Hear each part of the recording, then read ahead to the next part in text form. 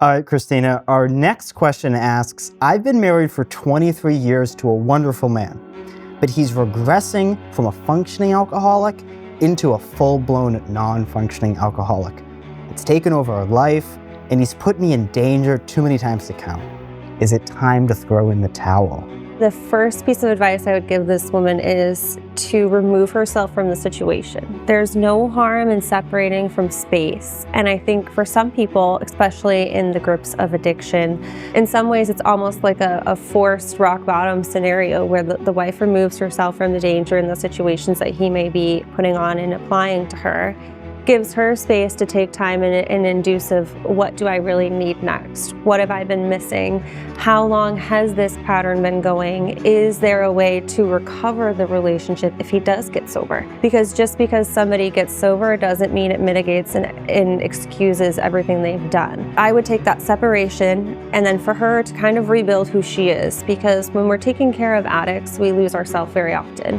Your main focus becomes hiding their addiction initially, and then once it's out in public, you still are trying to maintain the image, the person, the situation. So she's turned into a chronic caregiver of somebody that is unpredictable and unstable. So she needs to kind of reevaluate and find that homeostasis herself and find what she's been missing throughout this process and rebuild herself. You don't want to leave your partner in the lurch, but you do to a degree emotionally, but maybe not help-wise and lifeline-wise. So I would definitely recommend putting a plan in place for him to be able to figure out and follow once he wakes up in a sober mind and sees that his wife she's gone.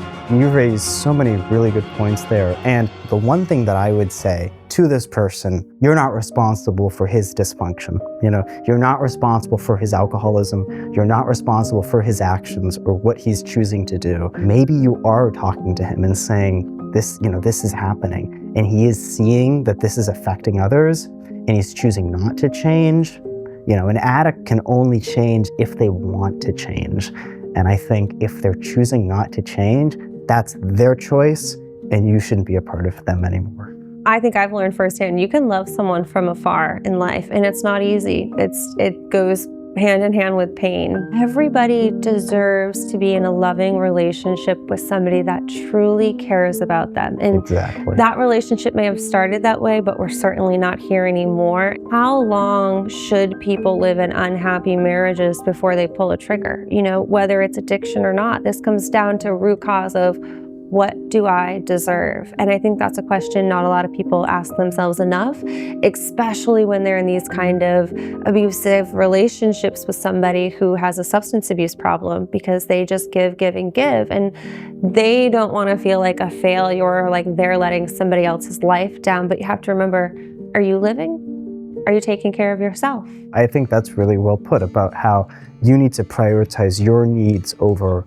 anything else in that situation. My big question would also be, are there children in this situation? And how old are these kids, And I would be concerned about what those children, if they are younger, what they're seeing as a result of their father and what they might be, internalizing.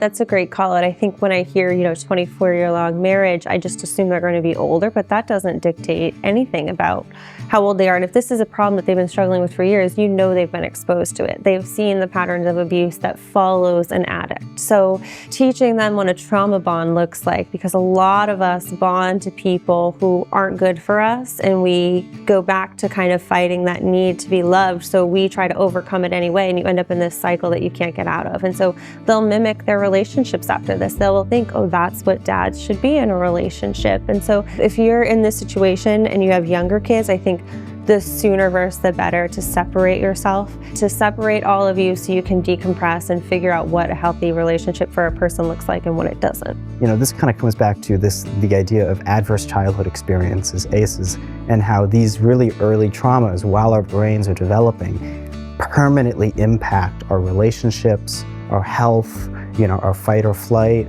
These are traumas that we endure throughout our entire lives and can even pass on, through, that generation, that idea of generational trauma. And I think that's definitely something that as a parent, you need to be vigilant about. That is your responsibility to ensure that your child is in a safe place and not experiencing these things. Very well said, Warren. We'll have more with Ask Christina Anything right after this break. Stay with us.